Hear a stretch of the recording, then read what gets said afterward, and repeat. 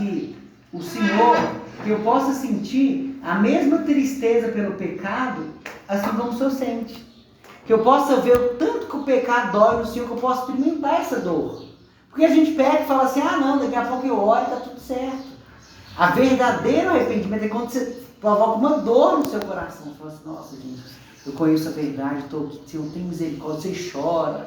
Porque aí sim, a gente mostra que a gente arrepende. E a conversão, né? Conversão é mudança de mentalidade. Agora, o que a gente precisa mais? Terceiro passo, 1 João 9, Mareni. Amor, pega aí Mateus 24, 13. Haroldo, pega aí Marcos 16, 16. Se confessarmos os nossos pecados, Ele é fiel e justo para nos perdoar os pecados e nos purificar de toda a injustiça. Então, o que a gente tem que fazer? O terceiro passo? Confessar os pecados. Você já confessou, ou Imanei, todos os seus pecados até hoje? Já? Você já, irmão? Confessando, né? Já confessou os pecados quando você era criança, quando você era jovem? Por isso que a gente tem que estar confessando quase hora e minuto, sabe para quê? Porque todas as horas, todas as vezes que você fala, isso é uma coisa que está errada, Você pede perdão, Jesus, para Deus todos os pecados? Com certeza. Como você pede? Eu peço para dar nossa força para vencer esse mundo maldito e essa carne maldita perversa que não tem nada que presta. E eu sei, é o que Deus pede. Isso. Como é que você pede perdão para Deus? Reconhecendo meu erro, pedindo em nome de Jesus, estou aqui peço perdão. E aqueles erros que você já cometeu no passado lá? Ué, eu geralmente, algumas a gente lembra, algumas a gente lembra. Todos os pecados que eu cometi que eu nem lembro mais. Mas o pecado só é perdoado quando ele é confessado. Então o que você tem que fazer agora? Por que na angústia de Jacó a gente vai ter perturbações mentais? Ele vai falar assim, e aquele pecadinho que você cometeu lá, hein? Quando você era jovem, lembra? Você não pediu perdão por ele não, você não vai ter perdoado. Aí você vai, Senhor, será que eu pedi perdão para ele? Eu não pedi, tem que perdoar. Então o que a gente tem que fazer na nossa oração hoje? Senhor, me lembra, Senhor, de algum pecado que eu não perdoei. Algum pecado, Senhor, que eu não pedi perdão, tem misericórdia. Pedir a Deus para lembrar. Por isso que cada dia a gente tem que fazer oração de manhã e a oração à noite. Na hora do devocional, né? Por quê? Porque Elise vai falar assim, ô Senhor, me lembra os pecados que eu já cometi. Porque se você deixar juntando, você não vai lembrar. E o inimigo vai usar isso. É interessante. Ele usa Ao e joga levantar em e cima. ao deitar. Você vê aquela história de Paulo. Paulo, ele, na hora que ele viu Jesus no caminho que ele virou cego, ele já levantou dali, ele já se sentia morto pelo pecado. Mas só que ele falou que burro cada dia, não é verdade? Por isso que ele tem que conhecer a Bíblia. Sim. Você está lendo, mas o que você está falando aí, eu estou falando morro cada dia. Quando eu escuto essa palavra de você, que a gente todo dia está pedindo esse perdão, porque nós pega a hora de luz. A mesmo que não seja aquele pecado grave lá, você pega. E você tem que estar pedindo perdão, está morrendo pelo pecado toda hora. Tem. Toda hora. Devemos pedir. Por quê? Cada pulsação você está buscando a Por Deus isso que e é importante a gente estar conectado com Cristo todos os dias. Porque o que é o pecado? A palavra grega do pecado é errar o alvo. Então o nosso alvo é quem? Cristo. Quando que a gente peca? Quando a gente sai da conexão com Cristo. Então por isso que o inimigo luta tanto para a gente não ler a palavra de Deus e manter em oração.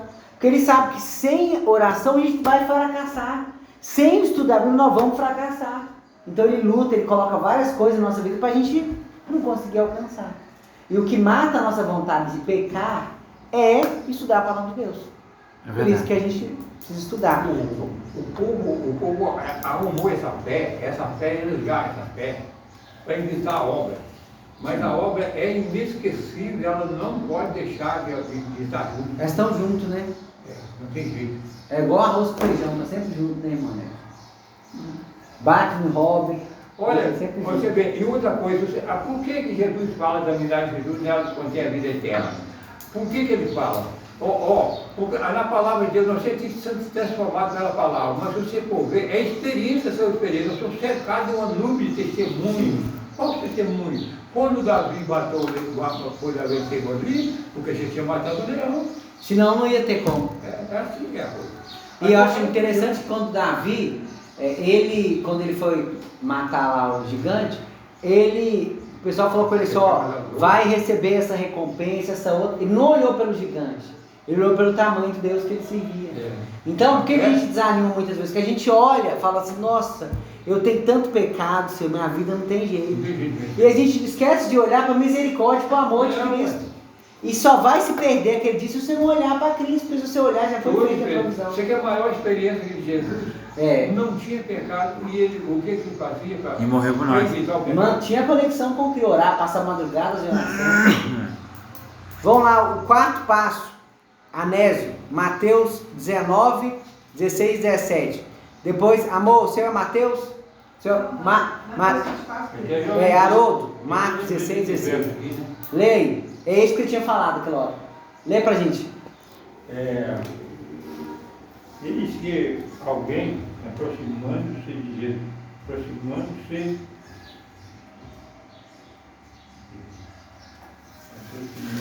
Mateus 19. Perguntou, mestre, que farei eu de bom para alcançar a vida eterna?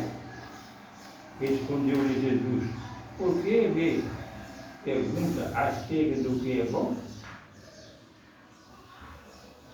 Só existe um que quer, porém, só existe um. Se quer entrar na vida, guarda os mandamentos. 18 também? Não, só 17. Então, o que nós precisamos? Primeiro, aceitar Jesus, arrepender e converter, confessar os pecados e guardar os mandamentos. E agora, o que mais? Marcos 16, 16, Haroldo. Quem crer que for batizado será salvo, mas quem não crer será condenado. Então o que a gente precisa? Ser o quê? Ser batizado. Ser batizado somente por imersão. E o quarto, para a gente permanecer firme com Cristo, para a gente realmente entregar nossa vida, o que nós precisamos? Mateus 24, 13. Mas quem ficar firme até o fim será salvo. Então, aquele que perseverar até o fim, o quê? Aqueles que permanecerem firmes até o fim serão salvos. Então, mais importante do que como a gente começou a nossa vida, a nossa caminhada com Cristo, é mais importante como o quê? Como você finaliza. Por exemplo, o irmão Anésio, que já é uma pessoa bem experiente. O Anésio, das pessoas que começaram junto com você na sua caminhada cristã, quantos que você conhece que já saíram? Você sabe que eu não sei explicar bem, não. Mas foi pouco ou muita gente? Bom, é só da família eu já vi vários, né? Por quê? Porque essas pessoas não perseveraram. Por quê? Quando você vem para a igreja, o inimigo ele quer te derrubar de todas as formas. Derruba nos pontos fracos da pessoa. Ele olha, o que ele faz? Ele estuda, ele fala assim, deixa eu ver aqui, Haroldo, qual que era o ponto fraco do vodeiro, do bisavô, do tataravô. Ele estuda como colar uma tentação para derrubar a vida da pessoa. Agora, só que existe variável em cada pessoa. Na verdade, a gente tem que conhecer. Tem que conhecer para ter salvação, tem que conhecer para livrar do erro. Mas tem pessoas que ele aprende pouco. Na verdade, ele aprende pouco. A tentação dele são menos. Aquela pessoa que mais experiência tem da Bíblia, a tentação dele é mais forte. É mais forte. Porque Satanás vai naquele ponto mais difícil ainda. Por quê? Porque Satanás, talvez seja um grandão, porque ele sabe da influência que tem. Ele sabe a luta ele vem mais forte. Exatamente. Mas Deus nunca dá uma prova pra gente que a gente é mais forte, né? Igual o Haroldo. O Haroldo nunca vai dar um pacote de 5 kg de arroz para um menino de 2 anos. Vai, Haroldo? Agora, para um já tem 10. Já é mais fácil. Então, na nossa caminhada cristã, à medida que a gente vai subindo, as provas vão dificultando. Igual você está no joguinho lá. Opa, passei a primeira fase. Como é que é a segunda fase, Anésio? Mais difícil. O Haroldo, mais difícil? Então é assim. Então você fala assim, ó, hoje esse pecado eu venci. Aí amanhã, a gente pode falar assim, ainda bem que eu já venci esse pecado aqui. Não, cada dia você tem que falar assim, ó, eu venci por hoje. Porque aquele que está de pé, olha para quê? Não cai. Porque às vezes, a pessoa às vezes tem uma fraqueza, ela fala assim, ainda bem, nunca mais eu caio nesse pecado. Ela deixa de vigiar. Ela deixa uma porta aberta, o inimigo vai lá e entra e tá. Vigiar e orar para a tentação. Então o que nós precisamos fazer? Então, vamos recapitular. Então, quais são as fases, os 6 passos para confirmar a salvação? Primeiro, qual que é o primeiro? Crer em Jesus como nosso Salvador. Segundo, arrepender e fazer o quê? E converter. Terceiro, qual que é o terceiro? Confessar os pecados. O quarto passo, seguir os Mandamento de Deus. mandamentos. O outro passo, ser batizado. E o sétimo passo, e o sexto passo, perseverança. Irmão, se a gente fizer isso aqui, e se a gente continuar principalmente a perseverança, estudando a palavra de Deus, e aí na perseverança entra a santificação. Sem a qual o que, irmão? Sem a qual ninguém verá a alma. Então que o Senhor possa nos abençoar. Como diz o Moisés Martins, é uma mitinha completa. Se ela não for completa, a palavra salvação é ser perdoado. A fé só o perdão, é de graça. Mas através disso aí, é como se você assinasse a carteira na firma. Mas depois você tem que obedecer a Deus. Não é só porque você está empregado que você precisa fazer mais. Não, eu pela fé assino a minha carteira. Mas depois tem alguma coisa. Então quando você aceita a Cristo, sua carteira é assinada. Mas esse já tem o nome escrito no céu. Tem um livro lá. E se morrer naquela hora também já está salvo sem obra. Aí de obra toda a cruz. É isso que é o problema. Amém. Então que a gente possa confiar cada vez mais. Mas morri, eu não estou preparado ainda, mas Deus sabia que você ia preparar até o resto da vida, você morreu antes. Justamente. Então Deus ele sabe de tudo, né? Então que o Senhor possa nos abençoar. Porque tem pessoas que vai salvar sem obediência, sem obra. Você vai. Sim, mas pessoas que às vezes no finalzinho ali. Você pensa que é só um ladrão? Não. Isso é só no finalzinho ali a pessoa vai. Ele não deu conta de fazer porque morreu antes. Ou então a mente dele falhou, né? Que é outra coisa. Deus ele vai julgar, né? Então que o Senhor possa nos abençoar. Uma pergunta, Josias, Anésio, meu bem, Eleni. Então vamos agradecer a Deus, vamos cantar o último hino. Vamos pedir ao Senhor para a gente ser perseverantes, né? Senhor, me ajuda a perseverar, para a gente falar como o apóstolo Paulo, né? Completei. O que o apóstolo Paulo fala? Combati o bom combate. E a fé. A fé é o começo da viagem. Vamos cantar o Preciosa Graça. Amor, olha aí canta o Preciosa Graça. Aí, ó, o apóstolo Paulo, ele fala assim em Timóteo, 2 Timóteo. Porque tudo que você falou aí são obras. Se eu tiver de noite, porque tudo são obras. Preparar para o batismo, tudo é obra. Guarda mandamento é obra, tudo é obra. A fé é junto, né? Tudo é obra. A fé é já resumindo em tudo. Justamente, aqui ó, 2 Timóteo 4.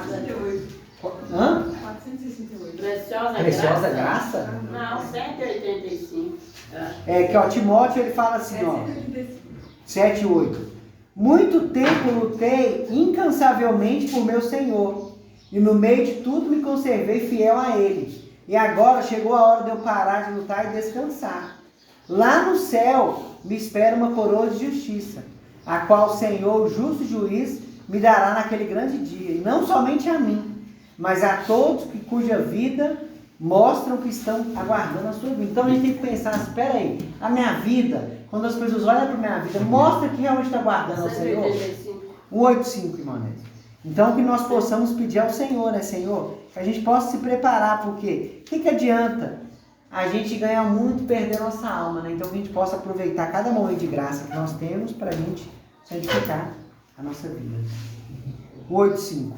Preciosa graça que amor, Pai assim como eu, perdido estive, salvo estou, agora vi o seu, levou minha graça, teu temor, foi meu banil, preciosa